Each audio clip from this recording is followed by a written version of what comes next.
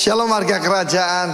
Selama sebulan ini kita belajar apa artinya Godfidence, yaitu confidence in God, dan juga no confidence in the flesh. Kita melihat sebagai contoh dalam kehidupan Musa terbagi dengan 3 episode dalam hidupnya. Menarik sekali karena Musa ini adalah the Christ-like man, seorang nabi sama seperti aku. Dialah yang harus kamu dengarkan. Waktu lahir mau dibunuh, Kristus juga seperti itu waktu di Bethlehem, dan kemudian melakukan mujizat yang luar biasa. Karena kedua-duanya, saudaraku, adalah tidak ada confidence pada diri sendiri.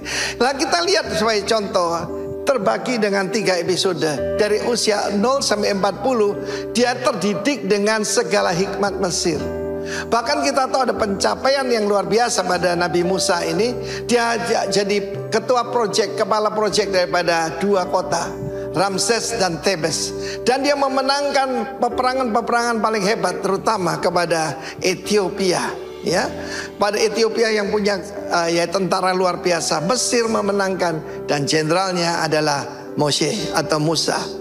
Tetapi saudaraku, itu membuat orang punya self confidence yang sangat tinggi. Dan pada waktu dia sudah dewasa, ya, orang dewasa itu usia 30 ya, maka dia baru sadar dia seorang yang bersunat dan dia orang Ibrani, orang Yahudi ya. Dan dia tahu bagaimana dia begitu punya panggilan untuk menjadi juru selamat ataupun pemimpin dari bangsanya. Dan ketika dia melihat ada 2 orang bertengkar, dan kemudian saudaraku, sebelumnya dia melihat bagaimana bangsa ataupun ada seorang mandor Yahudi yang menganiaya orang Israel. Dia bunuh, saudaraku. Dia kan jagoan, dia jenderal. Tetapi ketika dia mau menolong 2 orang Yahudi yang sedang bertengkar, dia bilang, apa kamu mengangkat dirimu menjadi hakim dan pemimpin atas kami? Sebab kami tahu kamu juga kemarin membunuh orang Mesir itu. Dikira tidak ada yang tahu. Dan dia takut, dia melarikan diri. Karena murka daripada Firaun, dia melarikan diri, saudara.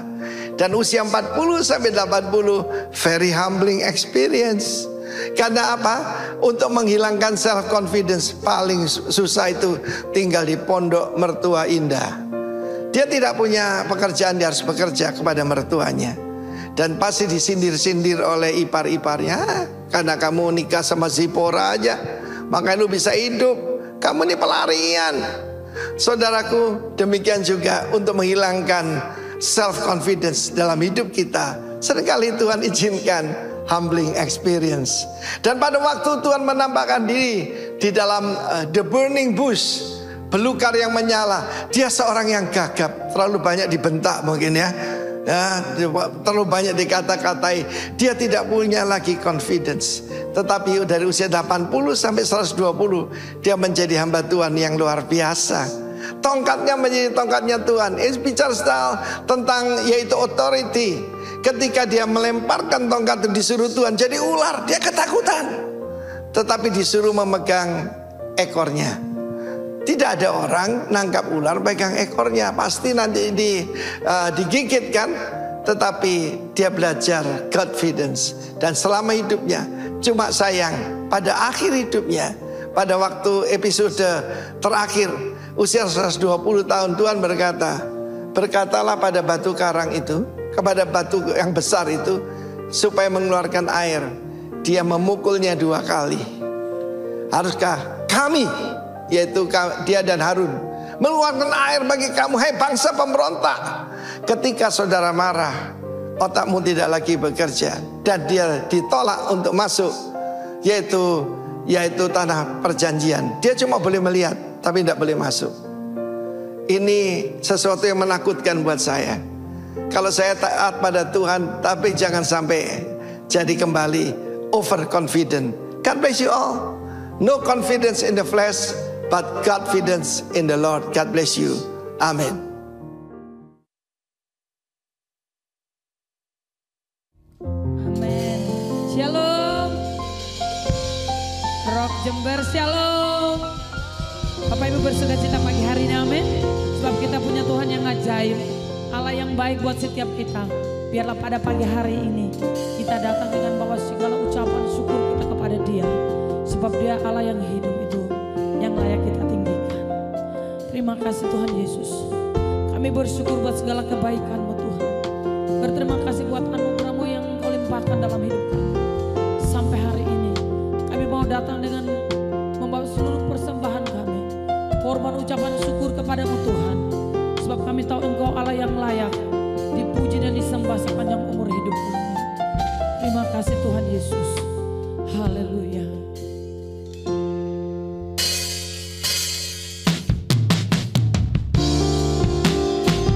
Engkau yang dahsyat, Engkau yang berkata dan setiap pujian dan penyembahan kami Tuhan.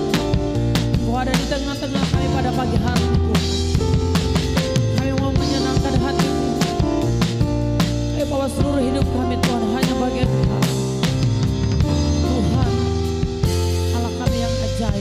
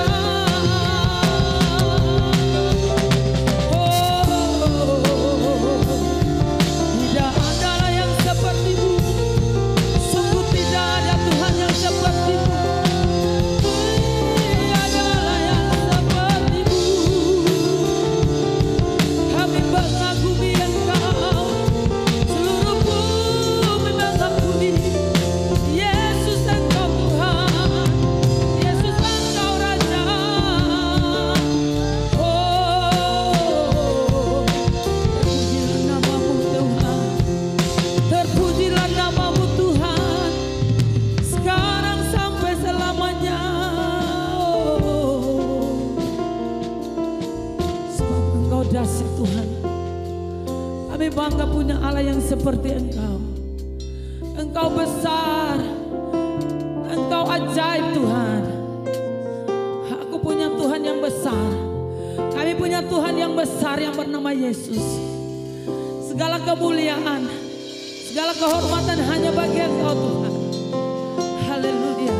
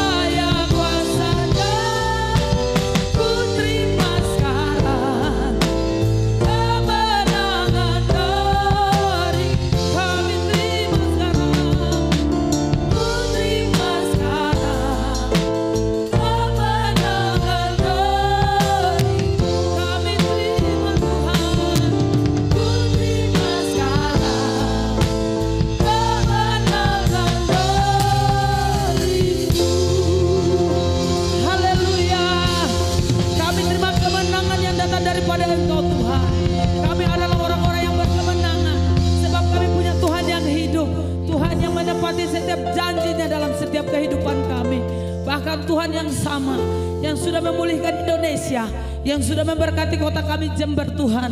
Engkau yang layak ditinggikan di tengah bangsa dan kota ini. Sebab tidak ada Allah yang seperti Engkau, tidak ada Tuhan yang seperti Engkau. Yesus, Engkau ajaib. Yesus, Engkau berkuasa atas surga dan bumi. Segala kuasa ada dalam tangan-Mu Tuhan. Oleh sebab itu kami bangga punya Tuhan yang seperti Engkau, yang sudah memberkati, yang sudah memulihkan kota dan bangsa ini. Terima kasih buat pemerintahan yang hebat. Terima kasih untuk tanah yang sudah diberkati. Terima kasih untuk udara yang sudah diberkati. Terima kasih untuk ekonomi yang sudah dipulihkan. Kami terus berdoa Tuhan Yesus, biarlah datanglah kerajaan-Mu, jadilah kehendak-Mu atas Indonesia, atas Jember, sama seperti dalam kerajaan surga. Terima kasih Bapak, terima kasih. Pagi hari kami bersepakat memberkati setiap pemimpin kami, memberkati Pastor Timotius Arifin dan istri, juga Pastor Bedi dan istri. Kami berdoa Tuhan Yesus, biarlah hikmat Tuhan, urapan Allah terus Tuhan limpahkan dalam setiap kehidupan mereka, sehingga dimanapun Tuhan utus mereka, di situ terjadi mujizat.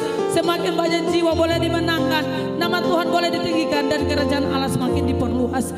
Terima kasih Bapak, terima kasih. Kami mau bersuka cita buat Allah yang dahsyat dan ajaib dalam hidup setiap kami, Allah yang sumber sukacita dalam setiap kehidupan kami Bapak, yang siap meninggikan Dia lebih dahsyat.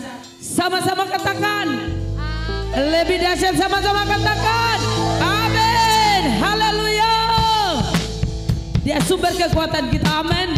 Kekuatan kita terbatas, tapi punya Tuhan yang tidak pernah terbatas. Haleluya. Mari sama-sama tepuk tangan kita. Haleluya.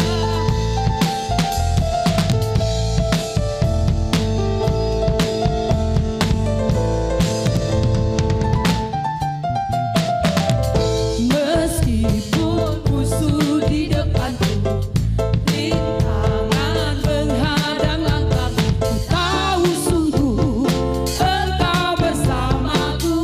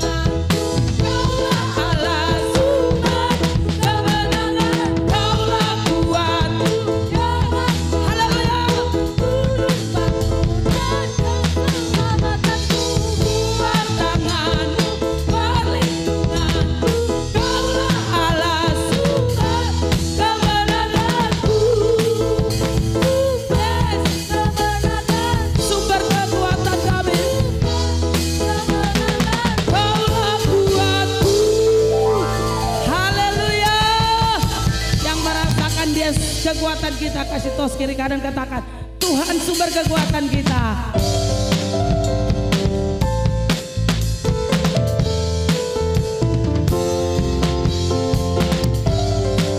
Selain dia tidak ada yang kita ingini di bumi.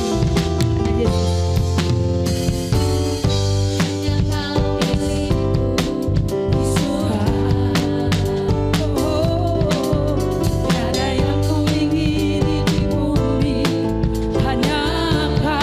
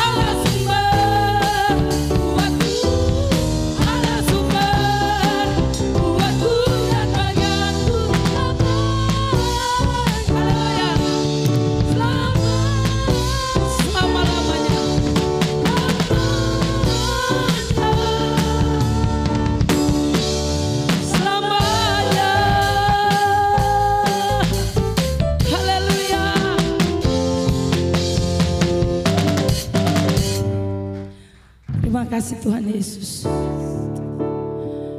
Kami tahu tantangan banyak di depan kami, tapi kami selalu bisa melewatinya. Karena kami punya Tuhan yang besar, yang adalah sumber kekuatan kami Tuhan.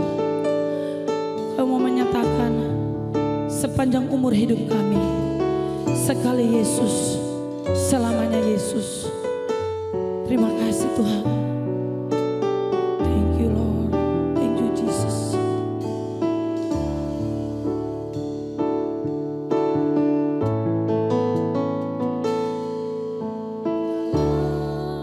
Segala keadaan, waktu berlimpah maupun kurang, tetap Yesus yang mempesona.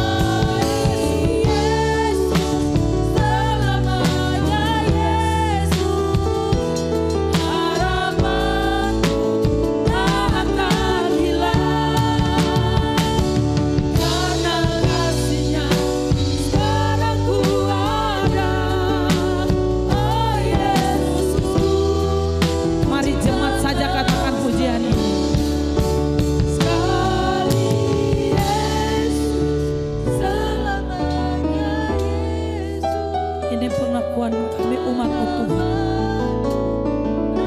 Kami mengakui harapan kami tetap di dalam Engkau. Yes.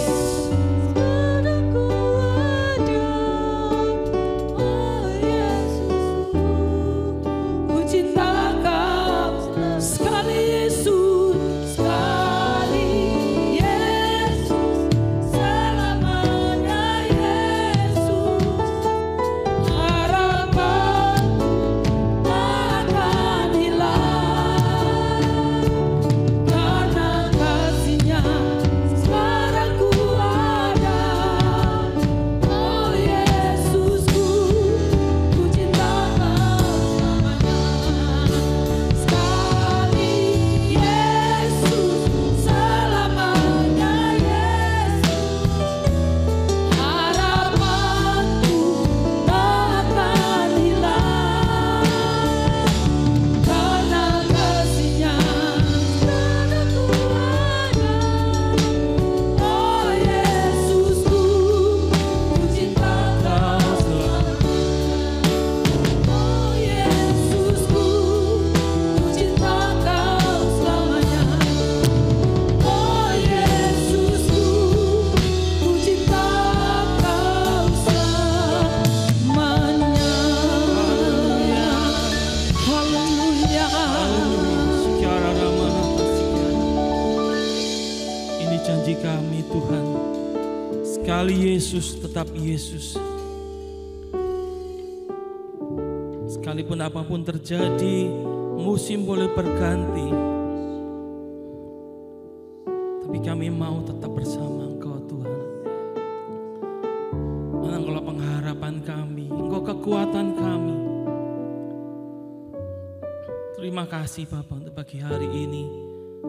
Kekuatan-Mu tetap ada bagi kami. Dan kami percaya Tuhan,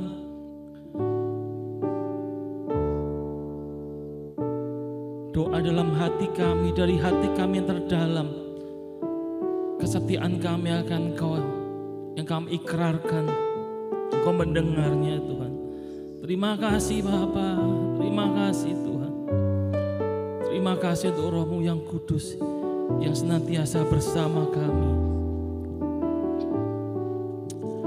Terima kasih untuk Allah Immanuel. Terima kasih Tuhan. Pagi hari ini kami mau belajar firman-Mu. Biar melalui apa yang kami pelajari bersama ini Tuhan, kami boleh semakin meneguhkan iman kami kepadamu Tuhan. Dan kami boleh menjadi sungguh-sungguh saksi-Mu, influence-Mu dimanapun kami berada. Terima kasih Bapa, berkati kami, berkati hamba-Mu, urapi hamba-Mu, urapi juga jemaat-Mu boleh mendengar, baik yang di tempat ini maupun yang di rumah atau dimanapun mereka berada. Terima kasih untuk kesempatan, terima kasih untuk berkat Tuhan. Haleluya. Mari kita yang siap belajar bersama-sama, katakan amin. Silakan duduk.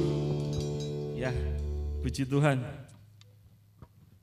Tidak terasa saya yang sadar, hari ini adalah hari terakhir semester 1 2024. Ya, besok kita sudah masuk 1 Juli, sudah belahan yang kedua di tahun 2024. Ya, kalau melihat mendengar pujian ini, menaikkan pujian ini, kita akan sadar bahwa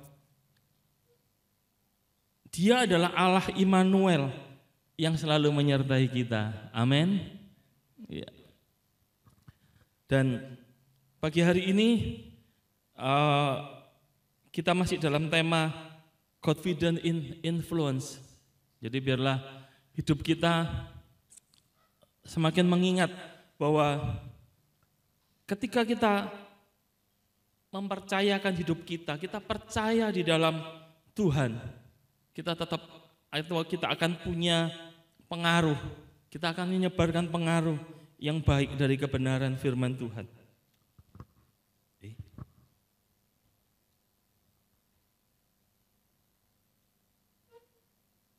Nah, ya, dalam tema confident in influence, kita sudah 2 minggu berturut-turut kita diajar oleh Ibu Gembala dan juga Bapak Gembala.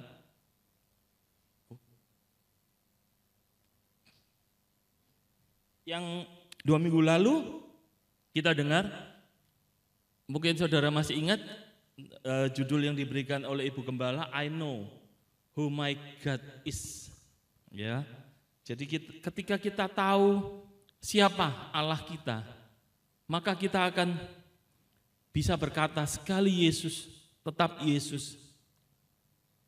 Kita nggak akan bisa digoyahkan, nggak mau digoyahkan tepatnya. Mungkin kita bisa tergoyah oleh karena keadaan di dunia ini. Ya mungkin saudara yang dalam berbisnis mengalami keadaan hal-hal yang mungkin sepi atau enggak baik, ya sama aja sih.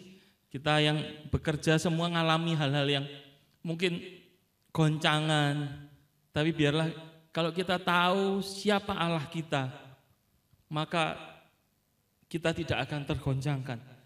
Dan Bapak Gembala minggu lalu juga membagikan kepada kita unshaken faith. Ya, jadi kalau kita tahu siapa Allah kita akan punya unshaken faith, iman yang tidak tergoncangkan. Dan pagi hari ini, kalau bisa dikatakan trilogi, kita akan tetap belajar dalam confidence in influence adalah the true influence, atau sudah boleh baca the true influencer. Jadi ketika kita tahu siapa Allah kita punya iman yang tidak tergoncangkan, maka kita tahu siapa influence sejati. Apakah influence sejati itu? Ya, pagi hari ini kita akan baca dari kitab Ulangan. Ya, mungkin saudara sering mendengar kata-kata ini, saudara senang pasti, saya juga senang. Dari Ulangan 28 ayat 13 dikatakan demikian. Kita baca bersama yuk, biar kita bareng-bareng ya. 1, 2, 3. Menjadi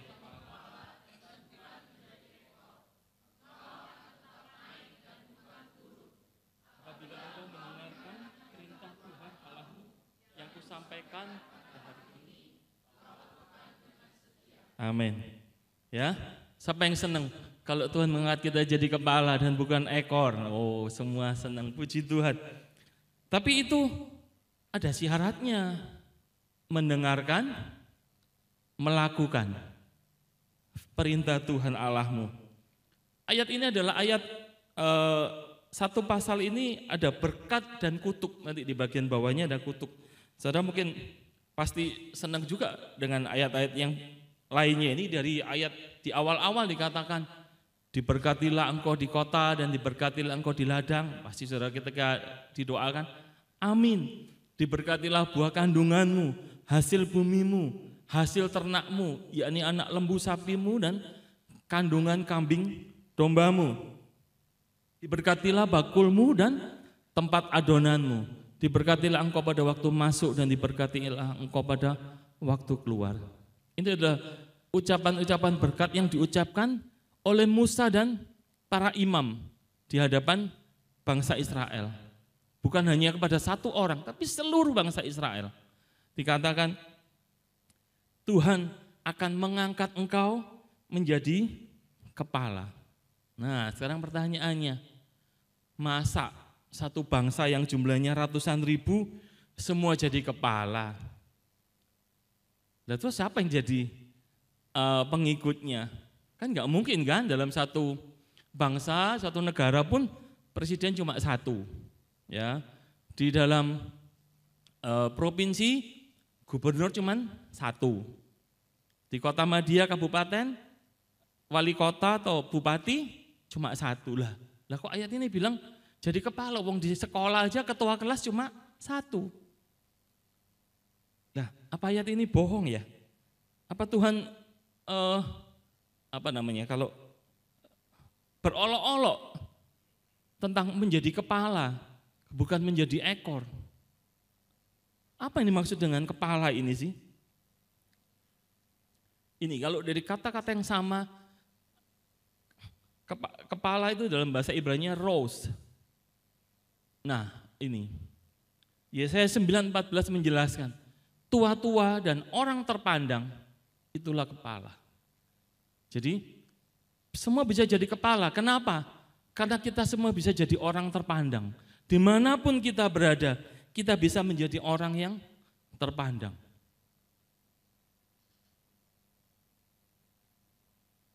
Dan lebih lanjut, Yesus bilang,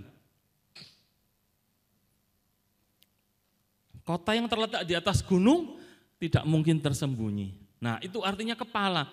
Kepala itu berada di atas dan dikatakan dalam Yesaya itu adalah orang yang terpandang. Dan Yesus menegaskan lagi, kota yang terletak di atas gunung tidak mungkin tersembunyi. Ya, itulah yang dimaksud kepala.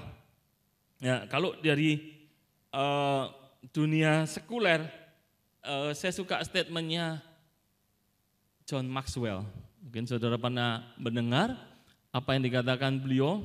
Dia seorang ahli dalam bidang kepemimpinan.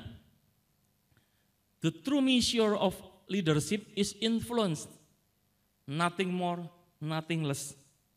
Jadi artinya ukuran yang sejati dari leadership adalah pengaruh, influence, enggak lebih, enggak kurang.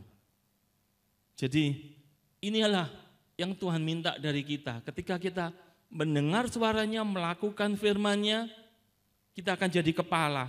Dalam arti seperti ini, kita akan menjadi pengaruh yang baik di lingkungan kita dimanapun kita berada. Kalau saudara mau istilah dari kamus, dikatakan begini, apa influence itu? The power or capacity of causing an effect and indirect or intangible ways. Jadi kekuatan atau kapasitas yang menyebabkan dampak. Jadi pasti punya dampak. Kalau enggak punya dampak berarti bukan influence. Ya, harus ada dampak secara enggak langsung. Jadi beda ya. Kalau perintah itu langsung, tapi kalau influence itu dikatakan dampak secara tidak langsung dan atau secara enggak kelihatan. Jadi gampangnya begini. Kalau kalau yang saudara lihat biasanya yang gampang terpengaruh itu massa, ya toh.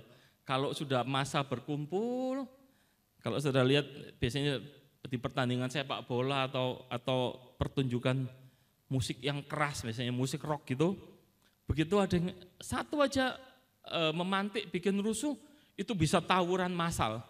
Jadi itu adalah influence, tapi itu bukan influence yang baik tentunya. Dan itu jadi masalah, justru masalah kan, ada korban, ada yang luka, ada yang meninggal bahkan. Dan beberapa waktu lalu mungkin saudara dengar di media massa ada suatu konser, rencananya konser, tapi karena panitianya itu kabur, jadi udah disiapkan. Bahkan pengisi acara sudah siap di stage karena ketika itu cuman tunggu pelunasan. Jadi pengisi acara biasa kan dia minta dilunasi dulu sebelum tampil. Jadi dia sudah hadir, mungkin sudah dapat uang muka. Harusnya kalau itu dilunasi hari itu mereka akan tampil, grup-grup band itu. Tapi karena panitianya kabur, ya apa yang terjadi? Semua sound system panggung dirusak oleh penonton. Nah itu adalah influence. Siapa yang jadi pemantik? Enggak tahu, itu massa. Nah sama, jadi kalau satu bangsa menjadi baik, ketika kita berada di dalamnya, ternyata bangsa ini diberkati. Terus ditanya siapa yang membuat bangsa Indonesia ini diberkati? Enggak tahu, bukan saya seorang, pastinya seluruh umat Tuhan di dalam bangsa ini yang sudah berdoa, bersyafaat dan melakukan kebenaran firman, maka semua orang akan ikut terinfluence dengan kebenaran sesuai kebenaran firman. Ya, kalau influence biasanya gampang itu adalah orang yang kaya, orang yang pintar gitu kan. Alkitab juga menulis ini tentang mengisahkan tentang orang-orang yang hebat di dalam perjanjian lama.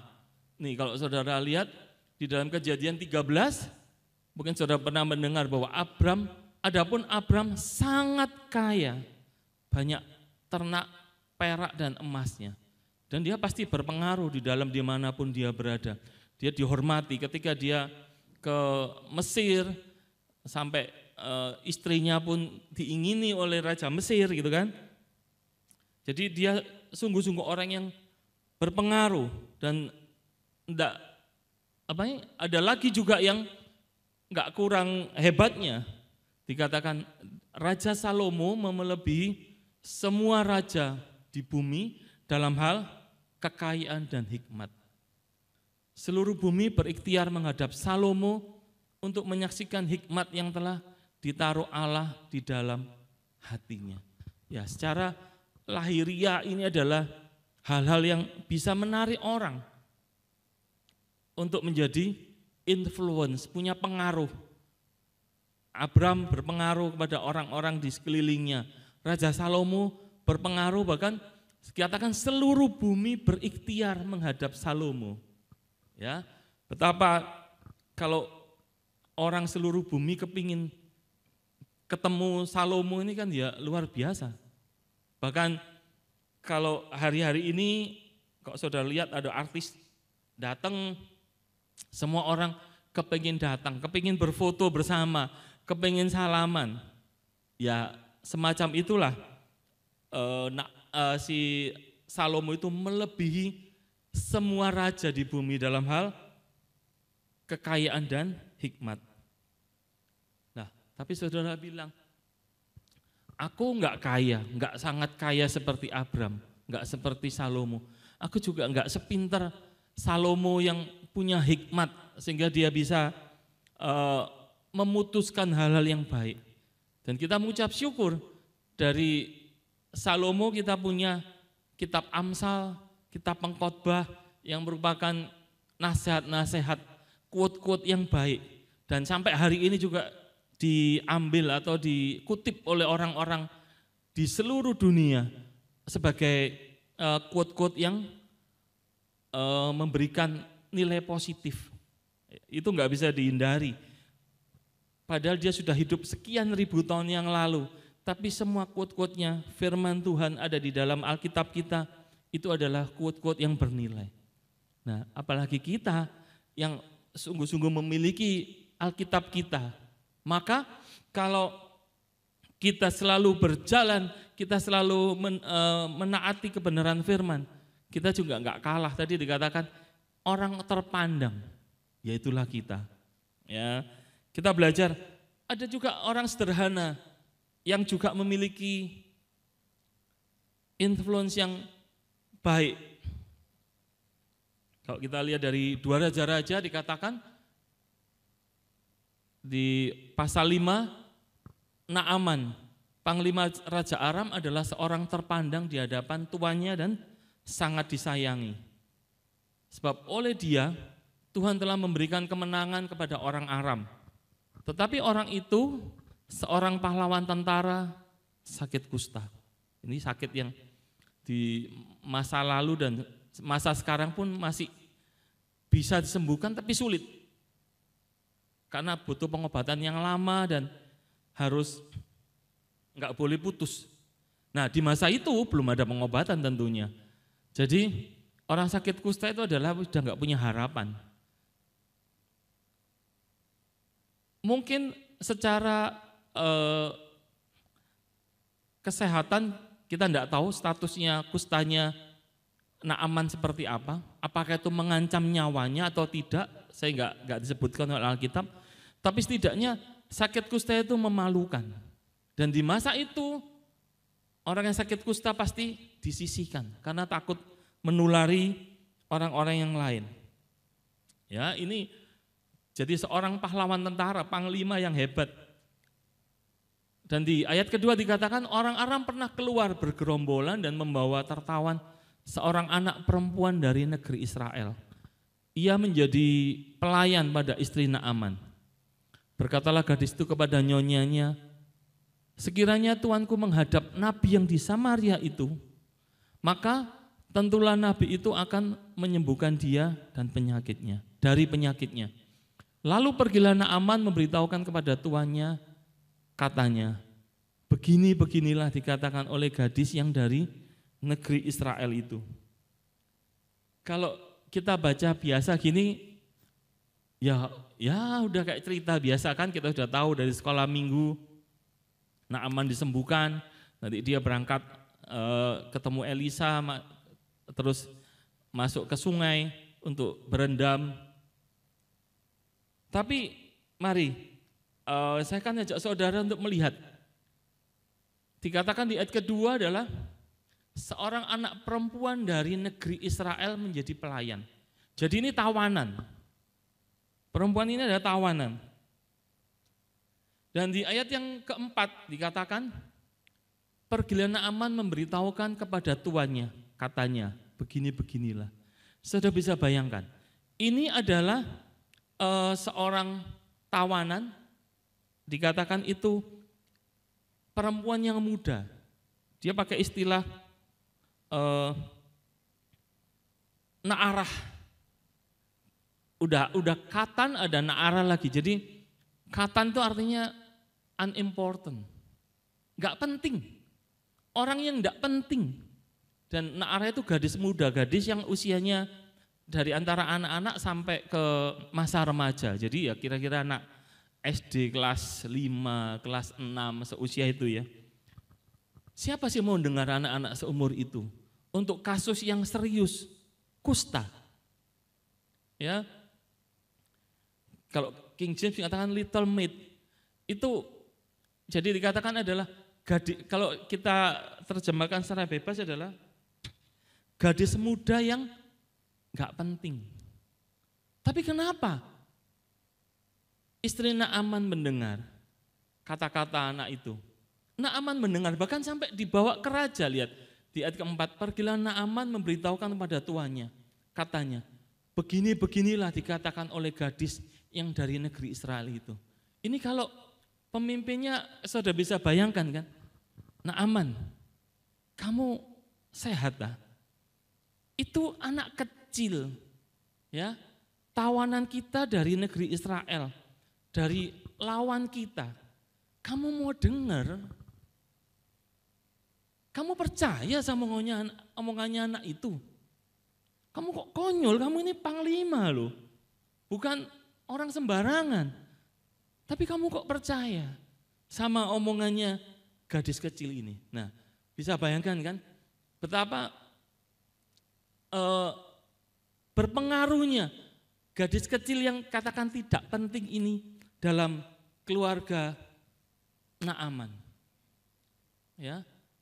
Nah, ini adalah contoh, salah satu contoh bagaimana seorang yang tidak penting tapi punya pengaruh juga di dalam sebuah, bukan keluarganya dia, ini kan keluarga orang yang menculik dia, katakanlah gitu kan, jadi tawanan diculik kan, dan dia bisa dipercaya.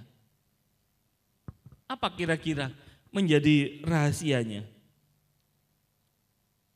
Kalau saya boleh tunjukkan alurnya adalah dari anak perempuan Israel ke nyonya Naaman, beritanya ke Naaman dan sampai ke Raja Aram.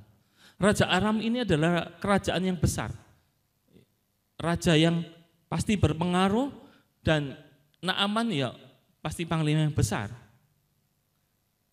Kita mungkin kalau di Indonesia, konteks Indonesia, mungkin kita di Jawa kita pernah kenal nama Gajah Mada itu kan, Patih, Mahapati yang terkenal di era Majapahit. Naaman mungkin nggak beda dengan nama Patih Gajah Mada itu. Tapi dia percaya loh dengan kata-kata anak gadis muda yang tidak penting itu. Apa kira-kira? Kalau saudara bisa bayangkan, kok bisa ya? Berarti kalau kita bisa ambil kesimpulan, anak ini sekalipun dia merasa dijauhkan dari keluarganya, dia diculik. Tapi dia enggak harus merasa memusuhi tuannya yang menculiknya ini. Justru dia memberikan informasi bahwa kalau Tuhan ke Samaria, ada nabi di sana, Tuhan pasti sembuh. Itu dilakukan. Dan kita tahu, akhirnya Naaman melakukannya dan Naaman sembuh. Dan nanti ada peristiwa-peristiwa lain dengan Gehazi, dengan kustanya Gehazi, ya kita nggak sampai ke sana. Ini yang kalau saudara ingat dalam Yesus pernah bilang kamu adalah garam. Garam itu bagaimana bisa membuat masakan kita jadi asin? Pertama harus dicampurkan, harus dimasukkan. Kalau garamnya masih berada di toples, terus saudara masak di kompor sekalipun dekat, dia nggak akan jadi asin. Jadi garamnya harus diambil, dicampurkan. Ya, jadi hidup kita juga demikian. Garam dunia, kita adalah garam. Maka hidup kita ini nggak bisa eksklusif, cuma di gereja kumpul sama sesama orang Kristen, enggak. Kita justru harus berkumpul sama dunia, bukan untuk dipengaruhi dunia, tapi kita mempengaruhi di dunia. Kita mungkin sedikit, kita mungkin kecil, tapi garam itu membuat masakan menjadi asin, menjadi sedap. Nah, itulah kehidupan kita, anak-anak Tuhan. Ya, ketika kita menyadari bahwa hidup kita adalah garam dunia, maka kita akan melakukan hal-hal yang benar, melakukan hal-hal yang baik bagi setiap orang yang ketemu dengan kita. Ada contoh kedua, orang yang juga tidak berpengaruh, tapi juga nanti akan jadi orang berpengaruh, luar biasa. Dari Kejadian 39. Jadi kalau saudara baca kitab Kejadian, ada 50 pasal. Dari 1 sampai 36, itu cerita Abraham sampai anak-anaknya. Tapi dari pasal 37 sampai 50 itu menceritakan peristiwanya Yusuf. Kecuali 38 enggak. Jadi 37 terus lompat ke 39 sampai ke 50. Jadi kira-kira ada berapa? 13 ya. 12-13 pasal yang menceritakan seorang Yusuf. Kehidupan Yusuf sangat menarik. Lagi-lagi dia dibawa keluar. Ya. Adapun Yusuf telah dibawa ke Mesir dan Potifar seorang Mesir, pegawai istana Firaun, kepala pengawal raja, membeli dia dari tangan orang Ismail yang telah membawa dia ke situ. Ya, kalau ceritanya adalah Yusuf, ya karena dia menceritakan mimpinya menjadi pemimpin, menjadi orang dihormati, saudara-saudaranya pegel, ya, saudara-saudaranya marah dan Yusuf dibuang ke sumur terus dijual kepada pedagang budak dan kemudian dibeli oleh Potifar di Mesir. Tapi yang tetap dikatakan, tetapi Tuhan menyertai Yusuf. Ini adalah kunci penting. Tuhan menyertai Yusuf. Saya juga percaya anak yang tadi yang tidak berarti itu, dia juga tahu dia disertai Tuhan. Sehingga kata-katanya boleh didengar. Nah sekarang Yusuf, tetapi Tuhan menyertai Yusuf sehingga ia menjadi seorang yang selalu berhasil dalam pekerjaannya. Maka tinggallah ia di rumah tuannya orang Mesir itu. Setelah dilihat oleh tuannya bahwa Yusuf disertai Tuhan dan bahwa Tuhan membuat berhasil segala sesuatu yang dikerjakannya, kita lompat ke ayat ke-6. Segala miliknya diserahkannya pada kekuasaan Yusuf dan dengan bantuan Yusuf ia tidak usah mengatur apa-apapun selain dari makanannya sendiri. Adapun Yusuf itu manis sikapnya dan elok parasnya. Ya kenapa kok makanan enggak diserahkan? Karena makanannya beda emang. Kita lihat kehidupan Yusuf yang sekalipun dia budak, statusnya budak, ya orang yang dibeli, ada harapan? Tidak ada harapan. Budak itu cuma bisa pindah kalau dia ditebus oleh orang lain, dibeli oleh orang lain.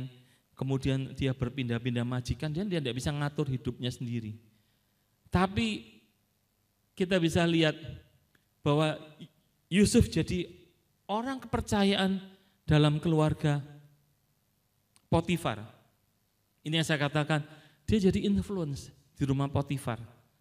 Kalau tadi gadis kecil dia influence di rumah Naaman, ini Yusuf adalah seorang influencer ya di rumahnya Potifar, di lingkungan yang kecil, cuman rumahnya. Tapi apakah sampai di situ? Ternyata Tuhan bawa lebih bagi Yusuf. Dia sampai dipercaya menjadi seluruh keluarga, seluruh kekuasaan Yusuf dalam rumah tangga itu berarti juga termasuk mengatur hamba-hamba yang lain. Mengatur mulai dari mungkin tukang kebun, mungkin tukang, karena dulu nggak ada sopir ya, adanya mungkin sais keretanya Firaun, ngatur mungkin tukang masaknya, untuk belanjanya jangan lupa urutannya seperti apa. Semuanya diserahkan pada Yusuf. Dan Yusuf bebas keluar masuk sehingga kita tahu justru dalam keadaannya seperti itu mulailah dia digoda oleh istri Potifar. Kenapa sih? Itu loh dikatakan, saya kasih kuning. Karena manis sikapnya dan elok parasnya. Ya. Sehingga Nyonya Potifar tertarik dan kita tahu terjadi fitnah. Nyonya Potifar memfitnah Yusuf, hendak memperkosanya dan Yusuf dipenjara. Ya. Kalau kita lihat film Ipar Adalah Maut, ini adalah Juragan Adalah Maut. Ya, jadi Nyonya Potifar yang adalah maut bagi Yusuf sampai Yusuf dimasukkan penjara. Kita lihat di ayat ke-20-nya. Lalu Yusuf ditangkap tuannya. Ya, bisa nggak mau karena dilapori oleh istrinya bahwa hambanya itu mau memperkosa dia. Yusuf ditangkap oleh tuannya dan dimasukkan ke dalam penjara. Tempat tahanan-tahanan raja dikurung. Ya, tahanan-tahanan raja. Kalau saudara lihat, tahanan raja ini bukan tahanan yang golongannya copet, maling gitu, enggak. Ini adalah tahanan-tahanan politik yang menjadi musuh raja. Bagi raja kalau dia merasa enggak aman, merasa ada yang mengancam, dia akan udah dipenjara aja. Ya, di masa itu jangan tanya ada lembaga bantuan hukum, enggak ada. Demikianlah Yusuf dipenjarakan di sana. Tetapi Tuhan menyertai Yusuf dan melimpahkan kasih setianya kepadanya dan membuat Yusuf kesayangan bagi kepala penjara itu. Sebab itu kepala penjara mempercayakan semua tahanan dalam penjara itu kepada Yusuf dan segala pekerjaan yang harus dilakukan di situ dialah yang mengurusnya. Dan kepala penjara tidak mencampuri segala yang dipercayakannya kepada Yusuf karena Tuhan menyertai dia dan apa yang dikerjakannya dibuat Tuhan berhasil. Kalau saudara lihat, apa yang membuat Yusuf juga lagi-lagi di penjara menjadi kesayangan? Tidak lebih, tidak kurang, Tuhan menyertai dia dan tadi dikatakan manis sikapnya. Itu nggak bisa hilang, itu karakter yang ada dalam kehidupan Yusuf. Bagaimana dia bersikap dengan baik kepada pimpinan penjara maupun kepada sesama tahanan raja. Tahanan raja ini kalau saudara tadi saya sampaikan musuh-musuh politik, musuh-musuh raja. Bukan maling, bukan copet yang di jalan-jalan, preman-preman, bukan. Mereka adalah pejabat-pejabat pastinya. Orang-orang yang penting di dalam kerajaan. Jadi mungkin Yusuf juga tetap memperlakukan mereka sekalipun sama-sama narapidana. Dia memperlakukan dengan baik. Lagi-lagi Yusuf menjadi influence di rumah penjara. Ya, dimanapun dia selalu jadi influence. Nah, sekarang berikutnya, apa yang menjadi nasib Yusuf berikutnya? Jadi kalau kalau saudara baca urutannya, maka Yusuf ketemu dengan kepala juru minuman dan juru roti. Kemudian Yusuf menyampaikan, mereka bermimpi, disampaikan mimpinya, dan akhirnya yang dihukum mati siapa ya? Juru roti yang dihukum mati, kemudian juru minuman kembali ke jabatannya kembali. Dan Yusuf pesan kepada juru minuman itu, Tuan, kalau nanti Tuan kembali ke kerajaan, ingat aku, saya ini enggak salah. Saya ini orang Ibrani, orang Israel yang terdampar sampai di sini dan saya dipenjarakan pun karena difitnah. Ingatlah saya ya. Tapi Alkitab bilang dilupakan selama 2 tahun. Ya. Tapi Yusuf enggak apa-apa, oke. Dia mungkin ya sedikit dongkol juga dalam hatinya, kok enggak diinget-inget ya. Tapi Tuhan tetap memperhatikan Yusuf. Dikatakan sekarang ketika Firaun bermimpi kali ini. Firaun bermimpi. Ini pasal 41 kemarin. Kalau saudara doa pagi pasti tahu cerita lengkapnya dari Bapak Eko. Ya. Oleh sebab itu baiklah Tuanku mencari seorang yang berakal budi dan bijaksana dan mengangkatnya menjadi kuasa atas tanah Mesir. Ini adalah Yusuf memberi saran ketika Firaun menceritakan mimpinya, Yusuf menafsirkan, mengartikan mimpinya akan ada kelimpahan 7 tahun, kelaparan 7 tahun. Dan hebat Yusuf ya, dia berani, dia memberi nasihat loh kepada raja itu. Baiklah Tuanku mencari seorang yang berakal budi dan bijaksana dan mengangkatnya menjadi kuasa atas tanah Mesir. Baiklah juga Tuanku berbuat begini, yakni menempatkan penilik-penilik atas negeri ini dan dalam ke-7 tahun kelimpahan itu memungut 1/5 dari hasil tanah Mesir. Ini narapidana loh. Sekolahnya enggak tahu. Ini adalah sudah tahun ke-30 di usia Yusuf. Yusuf ketika diambil menjadi budak itu kira-kira usia 13. Jadi selama 17 tahun dia dari rumah Potifar sampai hari ini ketemu Firaun. Dia memberi nasihat loh, bayangkan. Seorang budak narapidana berani-beraninya memberi nasihat. Baiklah Tuanku menempatkan penilik-penilik atas negeri ini dan dalam 7 tahun kelimpahan memungut 1/5 dari hasil tanah Mesir. Dia bisa nyebut 1/5, 20%. Pareto ya. Kalau saudara yang kerja di bisnis itu adalah Pareto. Bukan 1/10 lagi nih, 20%. Pareto.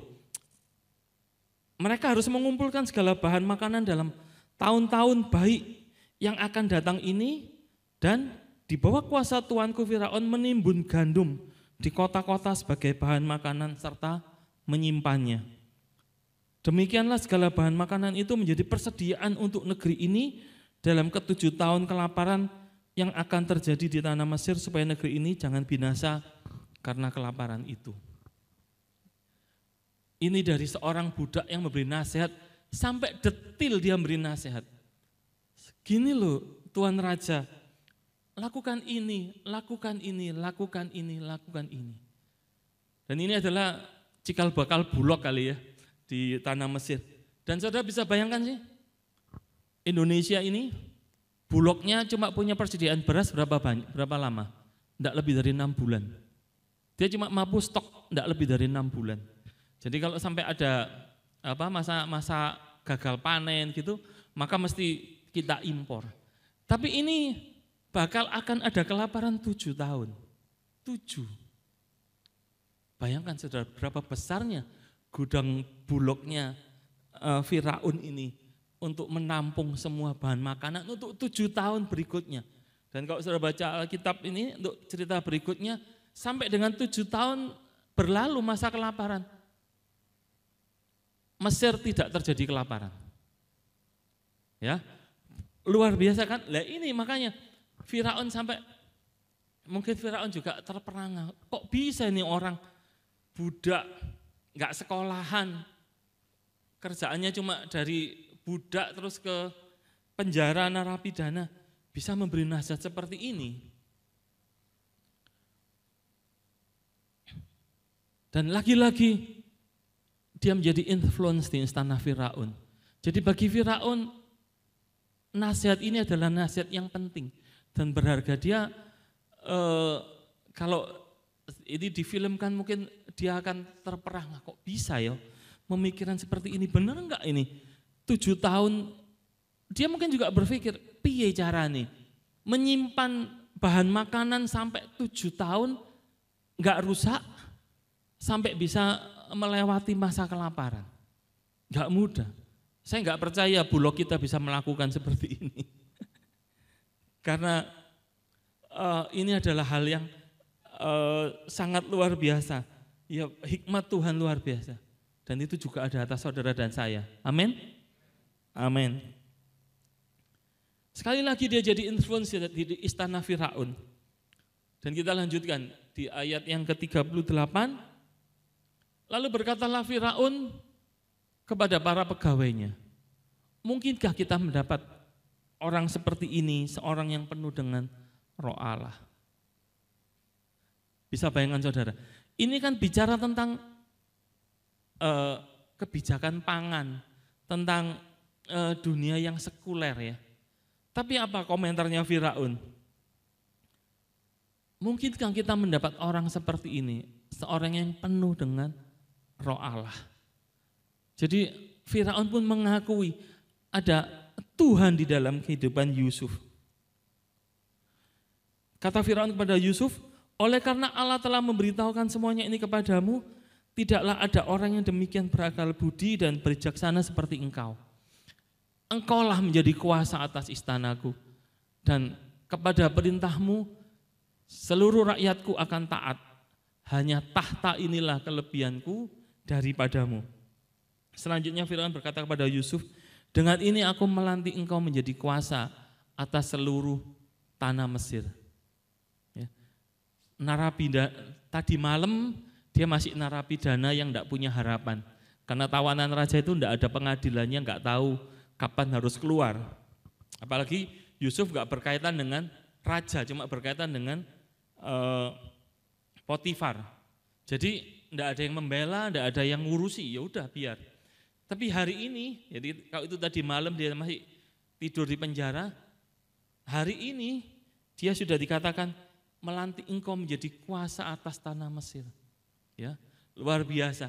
Jadi influence Yusuf semakin besar dari cuma rumah Potifar, penjara, istana raja, sekarang sampai kepada seluruh bangsa Mesir.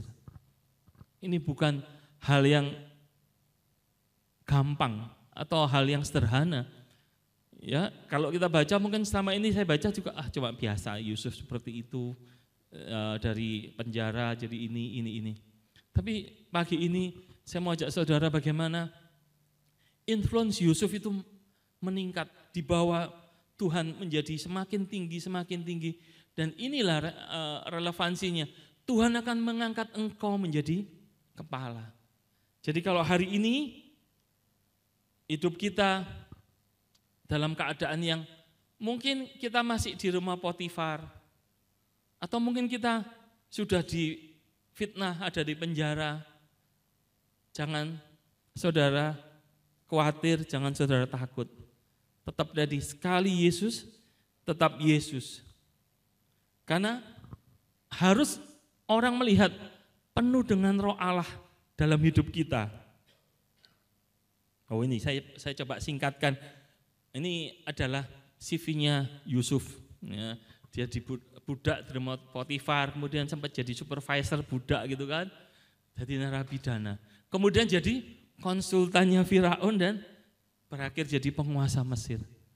Dan ini cikal bakal Israel ada di Mesir, terus sampai nanti kisah Musa ya, lanjutannya.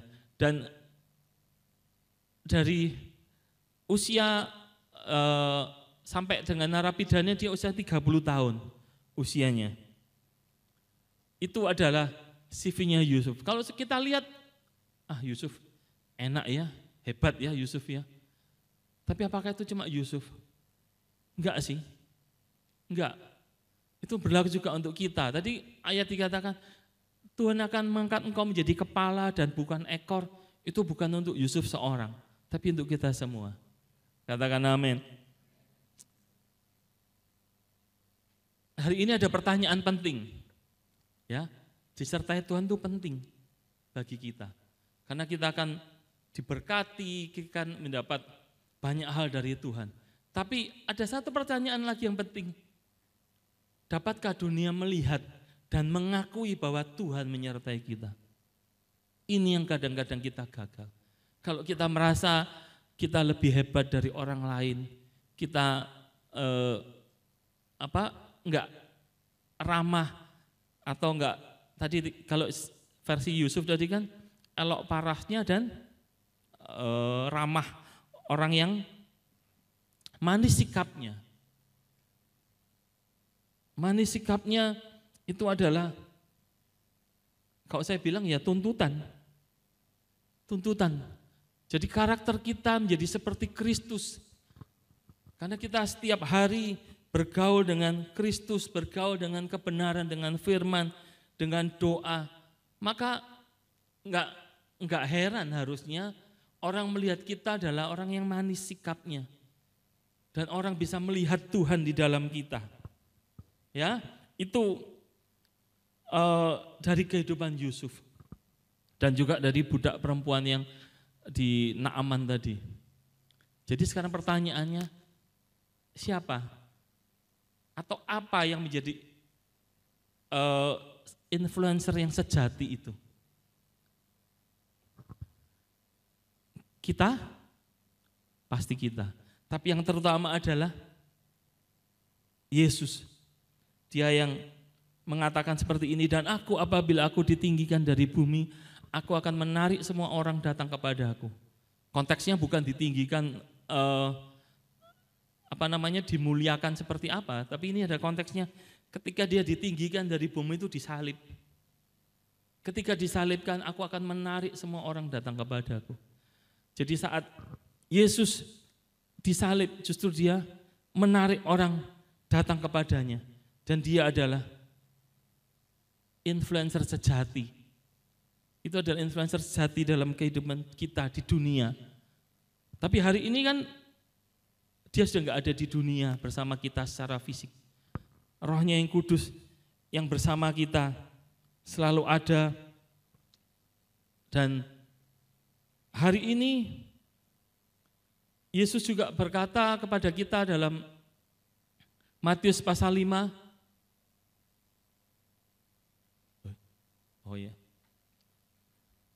Kamu adalah terang dunia. Kota yang terletak di atas gunung tidak mungkin tersembunyi. Demikianlah hendaknya terangmu bercahaya di depan orang, supaya mereka melihat perbuatanmu yang baik dan memuliakan Bapamu yang di sorga. Kalau saudara renungkan ini, tadi adalah garam yang harus bergaul dengan semua orang. Tapi kita ada dikatakan terang dunia, kota yang terletak di atas gunung, tidak mungkin tersembunyi. Jadi hidup saudara dan saya enggak mungkin tersembunyi, kecuali saudara menaruh di bawah gantang. Kalau terang saudara ditaruh di bawah gantang, enggak akan kelihatan. Tapi ketika saudara bergaul dengan orang-orang, dengan semua orang, dengan orang saudara seiman, dengan orang-orang yang berbeda iman, maka kita adalah terang dunia. Dan dikatakan adalah terangmu bercahaya di depan orang. Terang bercahaya kalau kita boleh terbuka dalam kehidupan kita, sikap kita. Jadi kita enggak pakai topeng dalam bergaul. Kita tidak berpura-pura. Biarlah kita memiliki ketulusan sehingga orang boleh melihat. Mungkinkah kita dapati orang yang penuh dengan Roh Allah seperti ini? Ya, biarlah itu pengakuan dari orang-orang lain yang bergaul dengan kita, bahwa mereka melihat Tuhan dalam kehidupan kita. Karena sungguh Yesuslah yang menjadi influencer yang terutama dalam kehidupan. Dan kita yang memancarkan terang Kristus dalam kehidupan kita dimanapun kita berada. Melalui Roh-Nya yang kudus di dalam hidup kita akan menjadi terang dan mereka melihat perbuatanmu yang baik. Jadi ini bukan sesuatu yang harus diusahakan dengan susah payah itu. Tapi kalau kita ini adalah pengikut Kristus, hidup seperti Kristus, maka terang kita akan bercahaya. Dan ketika kita jadi kepala, itu seperti kota yang terletak di atas gunung yang tidak mungkin tersembunyi.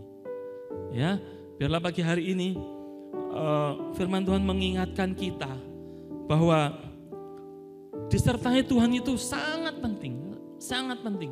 Bergaul dengan Tuhan sangat penting. Tapi juga yang tidak kalah penting adalah orang dapat melihat bahwa Tuhan menyertai kita. Tuhan melihat bahwa hidup kita sungguh-sungguh Kristus yang hidup di dalam kita. Dengan hidup yang perbuatan yang baik, bersikap yang baik. Karena kadang kita merasa, ya kan jadi orang Kristen harus apa adanya. Enggak saudara, kalau saudara apa adanya berarti Tuhan belum ngurusi kita. Kalau sampai apa adanya berarti Tuhan belum berurusan sama kita. Kalau sudah berurusan sama kita, kita bukan apa adanya. Tapi sudah beserta dengan Tuhan. Jadi di Suara Gembala dikatakan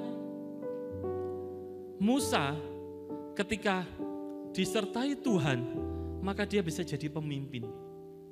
Ketika dia belum ketemu Tuhan, dia masih dalam pelarian.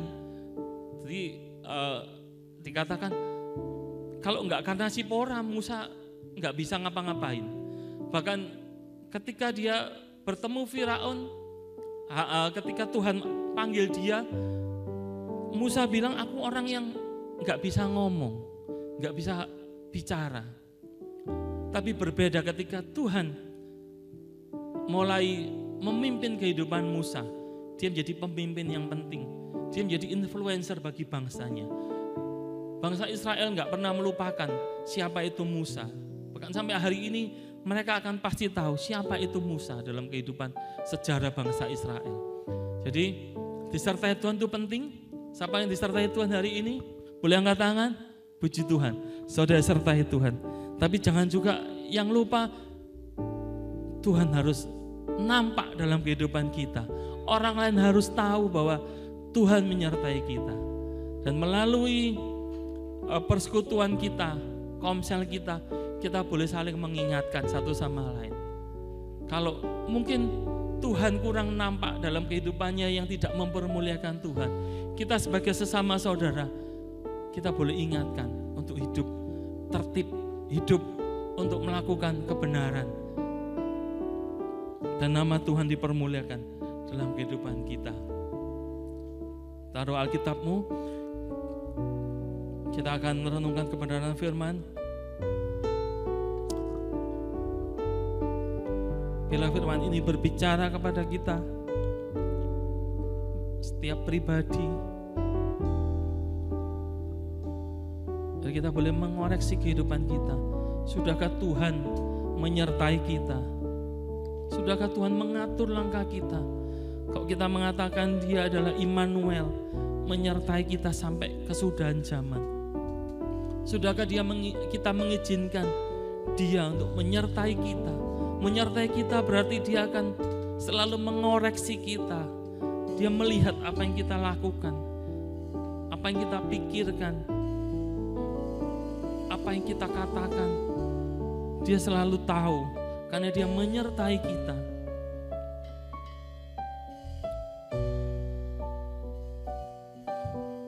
Dan apakah melalui penyertaan Tuhan itu orang boleh melihat Tuhan dalam hidup kita?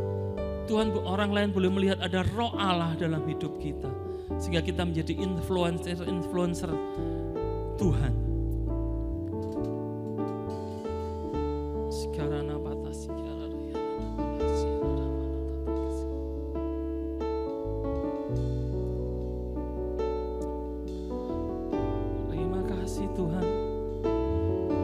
terima kasih. Engkau mengingatkan kami bahwa kami sangat perlu Engkau. Kami sangat perlu Engkau Tuhan, dan biarlah dalam kehidupan kami orang boleh melihat Roh Allah hidup di dalam kami. Haleluya. Sekarang nama-nama. Haleluya. Hamba-Mu sudah selesai berbicara, dan adalah Tuhan Roh Kudus-Mu yang mengajar, mengingatkan setiap kami dimanapun kami berada. Terima kasih Tuhan. Haleluya. Terima kasih Bapak. Terpuji nama-Mu kekal selamanya. Allah yang mengasihi kami, yang mengampuni kami, Allah yang memperhatikan kehidupan kami. Dan kami mau mengatakan sekali Yesus, tetap Yesus dalam hidup kami. Sekalipun keadaan boleh terjadi, apapun terjadi, ketika kami harus menjadi budak, harus menjadi orang yang tidak merdeka, menjadi orang yang difitnah, tapi biarlah Tuhan, Yesus itu tetap hidup dalam kehidupan kami dan orang boleh melihatnya. Terima kasih, terpuji nama-Mu kekal selamanya. Dalam nama Yesus kami mengucap syukur. Amin.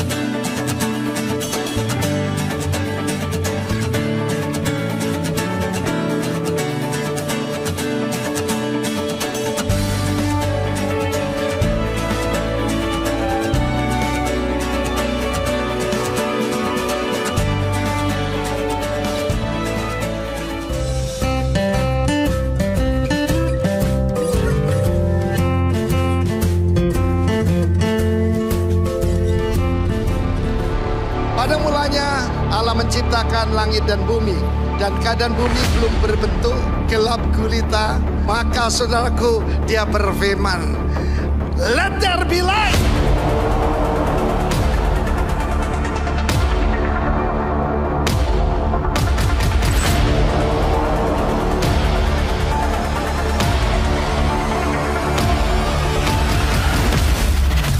Yesus tidak berkata kamu pelita kecil. You are the light of the world.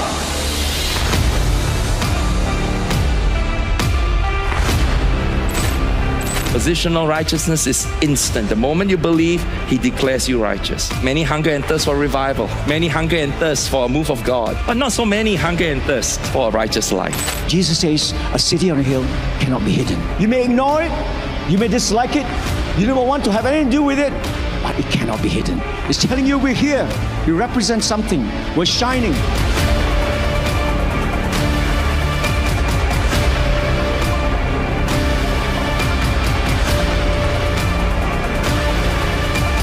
For yours is the kingdom, the power, and the glory forever. Amen.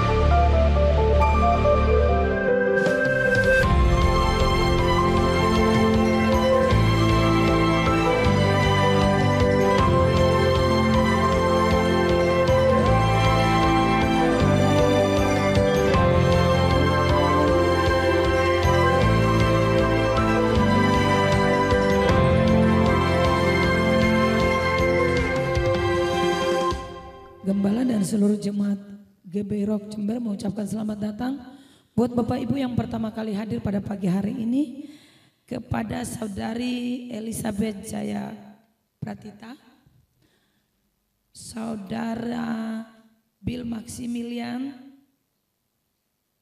Saudari Jennifer, Saudara Michael Charles.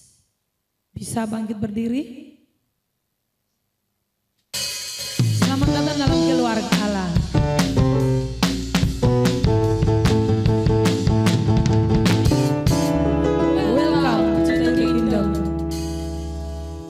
Mari kita sambut anak-anak raja.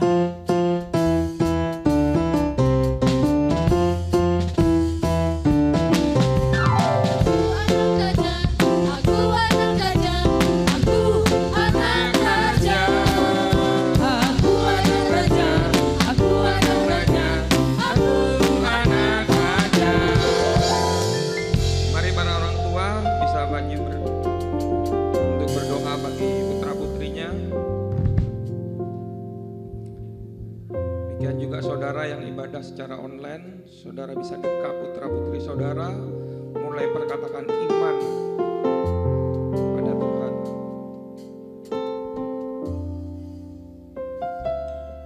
Saya mengajak seluruh jemaat untuk mengulurkan tangan mendukung para orang tua yang lagi berdoa buat putra putrinya. Terima kasih Tuhan, pada pagi hari ini hamba-Mu bersama jemaat-Mu di tempat ini mengamenkan apa yang orang tua doakan buat putra-putrinya Tuhan. Dan kami percaya Tuhan, pada hari ini Tuhan, Engkau memberikan hati yang mencari Engkau Tuhan bagi anak-anak kami Tuhan. Dan kami percaya Tuhan, pada waktu hati itu ada di abad anak-anak kami Tuhan, maka Engkau menjadi Allah mereka dan anak-anak kami menjadi umat-Mu Tuhan. Dan kami percaya Tuhan, maka segala sesuatu yang baik itu, yang daripada Engkau itu tercurah buat anak-anak kami Tuhan. Dari masa kecil mereka mengalami kebaikan demi kebaikan-Mu, pendidikan yang baik, guru-guru yang baik, sahabat-sahabat yang baik Tuhan. Bahkan segala sesuatunya itu telah Kau siapkan buat anak-anak kami Tuhan. Engkau juga yang melindungi tumbuh kembang mereka Tuhan. Engkau yang menjagai dari orang-orang yang jahat Tuhan. Sehingga anak-anak kami itu adalah lebih dari pemenang Tuhan. Dan terima kasih juga Tuhan, Engkau memberikan masa depan yang sukacita yang daripada Engkau Tuhan. Itu juga ada buat anak-anak kami Tuhan. Sehingga anak-anak kami menjadi influence bagi dimanapun mereka berada Tuhan. Sehingga nama-Mu dipermuliakan. Di dalam nama Tuhan Yesus Kristus, haleluya. Amin. Segala kemuliaan hanya bagi Engkau, Allah yang besar dan dahsyat.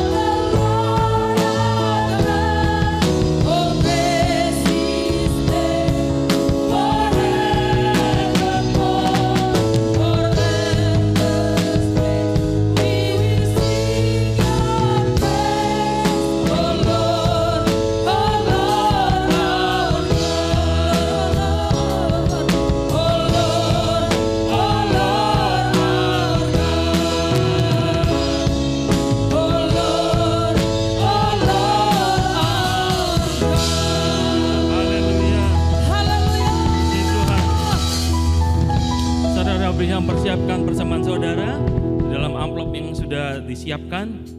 Mari kita akhiri ibadah kita. Kami mengucap syukur di akhir ibadah ini Tuhan. Engkau yang menyempurnakan ibadah kami. Kami boleh menerima berkas-berkas kebenaran firman Tuhan dalam kehidupan kami. Dan kami boleh mempraktekkan dalam setiap kehidupan kami.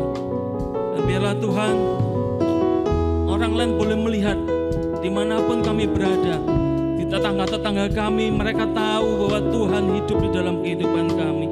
Dan nama-Mu dipermuliakan.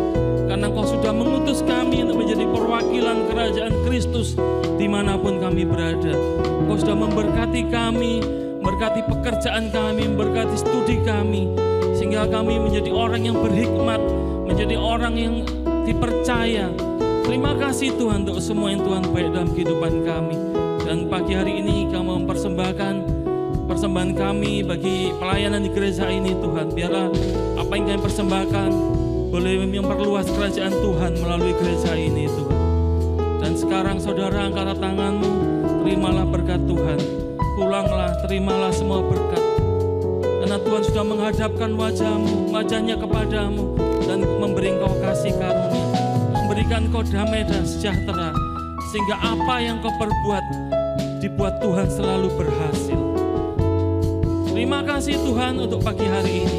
Di dalam nama Yesus kami mengucap syukur dan berdoa. Mari kita yang terima berkat Tuhan katakan amin. Selamat hari Minggu, Tuhan berkati. Dan bagi saudara yang baru mungkin boleh tinggal sebentar, ada kita bisa ngetes sebentar, kita ngobrol